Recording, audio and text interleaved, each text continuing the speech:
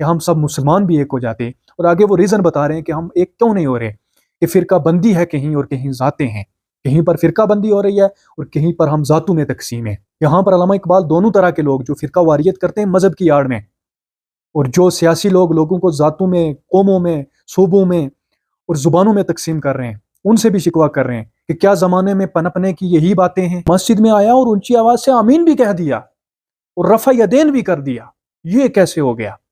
اب ذرا پورے محلے کی سی آئی اے ایک بنے گی انویسٹیگیشن کے لیے، پتہ کرو یہ کس مقصد کے لیے آیا ہمارے بندے کے اندر اتنا ضعف بھی نہیں ہے کہ وہ کسی کے فروعی اختلاف کو قبول کرنے کی ہمت رکھتا ہو، لیکن نہیں، اس نے ایسا نہیں کرنا۔ کیوں؟ اس نے پلے کارڈ کھیلنا ہے۔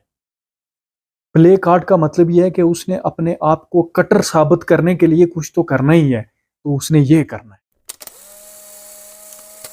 بسم اللہ الرحمن الرحیم۔ منفعت ایک ہے اس قوم کی، نقصان بھی ایک ہی سب کا نبی، دین بھی، ایمان بھی ایک، حرم پاک بھی، اللہ بھی، قرآن بھی ایک، کچھ بڑی بات تھی ہوتے جو مسلمان بھی ایک، فرقہ بندی ہے کہیں اور کہیں ذاتیں ہیں، کیا زمانے میں پنپنے کی یہی باتیں ہیں۔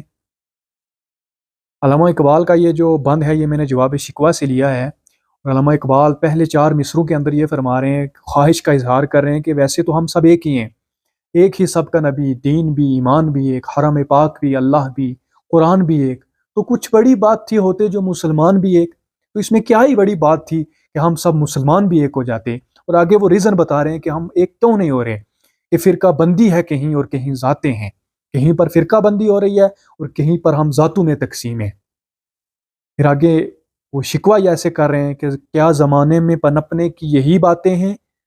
کیا زمانے میں پنپنے کا معنی ہوتا ہے نوش و نما پانا، ترقی کرنا، گروتھ کرنا، تو کیا ترقی کرنے کے لیے یہی چیزیں رہ گئی ہیں؟ کیا زمانے میں پنپنے کی یہی باتیں ہیں؟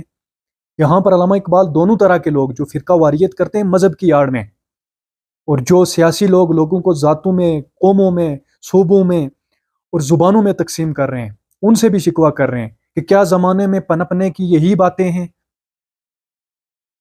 میں نے پچھلی ویڈیو کے اندر بھی بتایا تھا کہ ایک معمولی سا اختلاف بھی آج ہمارے لیے ایسا بن گیا ہے کہ ہم اس اختلاف کو لے کر فرقہ واریت میں پڑ جاتے ہیں۔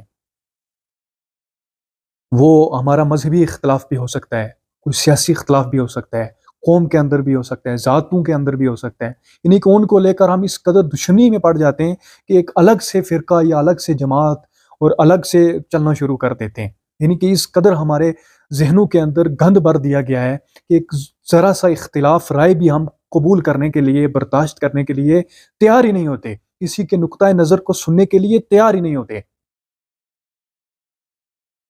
اور جب یہ چیز ایک عام بندے کے اندر ہو نا تو وہ اتنا نقصان نہیں دیتی، لیکن یہی تعصب والا ذہن، یہی منٹیلٹی جب ایک پیشوا کے اندر ہوتی ہے، کسی لیڈر کے اندر ہوتی ہے نا، تو وہ چیز بہت زیادہ نقصان دیتی ہے، کیونکہ اس کو لوگ فالو کرنے والے ہوتے ہیں، اس کے لوگ پیچھے چلنے والے ہوتے ہیں، اور ہوتے بھی وہ کون لوگ ہیں؟ ہم ہی لوگ ہوتے ہیں، میں ہوتا ہوں، آپ ہوتے ہیں۔ مجھے یہ چاہیے، آپ کو یہ چاہیے کہ ایسا ذہن رکھنے والا کوئی بھی ہے اس کا پیچھا چھوڑ دو، کوئی بھی ہے وہ اپنے ذاتی مفادات کی خاطر اور اپنی جھوٹی تعریفیں سن سن کر اور اپنی خوشامدی سن سن کر ان لوگوں کے پیچھے اپنے آپ کو نہ لگاؤ، یعنی کہ ہم لگتے ان کے پیچھے اس لیے ہیں کہ یا تو ہماری وہ جھوٹی تعریفیں کرتے ہیں لوگوں کے سامنے، یا ہماری خوشامدی کرتے ہیں، یا ہمارا کوئی اپنا ذاتی مفاد ہوتا ہے، ہم کہتے ہیں کہ جناب یہ میری بڑی عزت کرتا ہے لہٰذا میں اسی کے ساتھ چلوں گا، اور حقیقت میں اگر دیکھا جائے تو وہ آپ کا ذہن جو ہے نا اس کو کنٹرول کر رہا ہے، اور اس کی اپنی ذات ایسی ہوتی ہے کہ وہ تعصب پھیلانے والا ہوتا ہے، وہ کوئی لیڈر ہے یا جو بھی ہے وہ تعصب پھیلا رہا ہے معاشرے کے اندر، اور ہم اس کے پیچھے لگے ہوئے ہوتے ہیں۔ یعنی کہ ایک معمولی سا اختلاف بھی، اور معمولی سا اختلاف رائے اور معمولی سا نقطۂ نظر کا چینج ہونا بھی ہمارے لیے اتنا بڑا بن جاتا ہے کہ ہم اس بات کو قبول کرنے کے لیے تیار نہیں ہوتے کہ وہ بندہ ہماری مسجد میں آ کر نماز بھی پڑھے، اور اگر وہ آ جاتا ہے نماز پڑھنے کے لیے تو پھر انویسٹیگیشن شروع ہو جاتی ہے، یہ کیسے ہو گیا، یہ ہماری مسجد میں کیسے آ گیا، اور مسجد میں آیا اور اونچی آواز سے آمین بھی کہہ دیا اور رفع یدین بھی کر دیا، یہ کیسے ہو گیا؟ اب ذرا پورے محلے کی سی آئی اے ایک بنے گی انویسٹیگیشن کے لیے، پتہ کرو یہ کس مقصد کے لیے آیا ہماری مسجد۔ اور پوچھ تاچھ شروع ہو جائے کہ جناب آپ کس مسلک سے تعلق رکھتے ہیں، آپ کون ہیں، آپ کدھر سے آئے ہیں، آپ کیوں آئے ہیں، آپ کے کیا مقاصد تھے، اور اس طرح انکوائری شروع ہوتی ہے۔ اور دوسری بار وہ ڈرتا ہے کہ میں مسجد میں جاؤں ہی نہیں۔ ایک بندے، ایسے بندے کی میں تعلیم، اس کی تحقیق اور اس کے علم کو کیسے قبول کر لوں کہ اس بندے کے اندر اتنا ظرف بھی نہیں ہے کہ وہ کسی کے فروعی اختلاف کو قبول کرنے کی ہمت رکھتا ہو۔ لیکن نہیں، اس نے ایسا نہیں کرنا۔ کیوں؟ اس نے پلے کارڈ کھیلنا ہے۔ پلے کارڈ کا مطلب یہ ہے کہ اس نے اپنے آپ کو کٹر ثابت کرنے کے لیے کچھ تو کرنا ہی ہے، تو اس نے یہ کرنا ہے کہ ایک عام سے اختلاف کو دشمنی بنا دینی ہے۔ تب یہ اختلاف کہاں جاتا ہے، مجھے یہ بتاؤ؟ تب اختلاف رائے کیوں نہیں نظر آتا؟ جب ہمیں ایک ضرورت ہوتی ہے کسی کی، ہمیں کسی کی ہیلپ چاہیے ہوتی ہے، ہم کسی مشکل میں ہوتے ہیں، تب کوئی اگلا ہمارا اختلاف رائے رکھنے والا ہمارے سامنے آتا ہے، تو تب ہمیں کچھ نہیں نظر آتا کہ ہمارا اس سے اختلاف ہے، مسلکی اختلاف ہے، مذہبی، جماعتی یا کچھ اس طرح کا اختلاف ہے۔ نہیں، تب کیونکہ ہمیں ضرورت ہوتی ہے نا، ہمارے اپنے مفادات اس سے اٹیچ ہوتے ہیں۔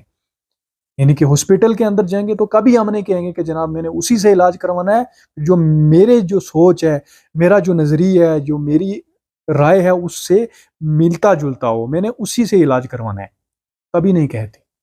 اور کوئی بندہ یہ نہ سمجھے کہ میں جو ہے نا ایسی سوچ سے آزاد ہوں۔ اگر آپ اس سوچ سے آزاد ہو بھی گئے تو آپ کے پھر ذات کے مسئلے شروع ہو جاتے ہیں۔ آپ کیا کہوں، میں کہوں گا، ہم سب کا یہ مسئلہ ہے۔ پھر ذات کے مسئلے شروع ہو جاتے ہیں کہ میری تو بڑی اونچی ذات ہے جی، میرا تو خاندان بڑا تگڑا ہے، میرا تو قبیلہ بہت بڑا ہے، میں تو فلاں قبیلے سے تعلق رکھتا ہوں۔ ٹھیک ہے، جان پہچان کے لیے، تعارف کے لیے مان لیا جاتا ہے، لیکن اس کا بالکل یہ مقصد نہیں ہے، یہ مطلب نہیں ہے کہ اپنے قبیلے کی آڑ میں، اپنے خاندان کی آڑ میں اور اپنی ذات کی آڑ میں اب دوسروں کی تذلیل کرتے پھریں۔ یاد رکھو، یہ مٹی کے اوپر سب کچھ ہے، مٹی کے نیچے کوئی ذات، کوئی قبیلہ، کوئی خاندان نہیں ہے۔ وہاں پر سب سے ایک ہی سوال، 3 سوال ایک ہی طرح کے ہوں گے۔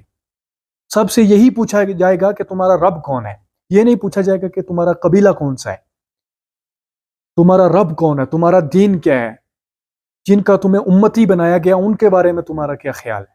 سب سے یہی پوچھا جائے گا۔ پھر پتہ نہیں ہم کس گھمنڈ میں گھوم رہے ہیں، کیسا دورہ معیار ہے، ویسے اس دورے معیار پر ہم چل رہے ہیں۔ کیسی دنیا جو ہے نا وہ تماشا بن گئی ہے۔ بلکہ وہ میں نظم آپ کو سناؤں اور اسی پر میں بات کو ختم کرتا ہوں۔ مختصر اور مفہوماً میں سناؤں گا، میں نے لکھی تھی کہ یہ دنیا تماشا نہیں، گٹیا منڈی ہے۔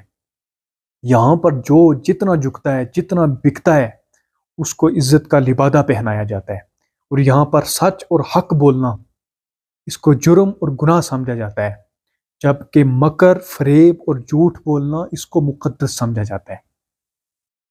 یہاں کے حکمران وعدوں کے سوداگر، قوم کا خون چوسنے والے درندے، یہاں کے عالم حق چھپانے والے، علم کے دلال، درباروں اور حکمرانوں کے غلام، اور دین کو مفادات کی بینٹ چڑھانے والے۔ یہاں کے محافظ انصاف کے دشمن، ظالموں کے ساتھ کھڑے گماشتے۔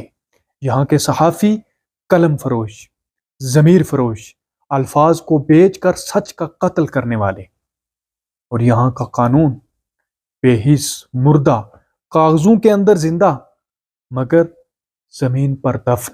یعنی کہ ایک ایسا نظام جہاں ہر کرسی کے نیچے ضمیر کی لاش سڑ رہی ہے۔ یہاں پر جھک جانا عزت اور بک جانے میں عافیت ہے۔ یہی وہ اندوہناک منظر ہے جسے میں کہتا ہوں تماشائے زوال۔ ملتے ہیں اگلی ویڈیو میں، تب تک کے لیے اللہ حافظ۔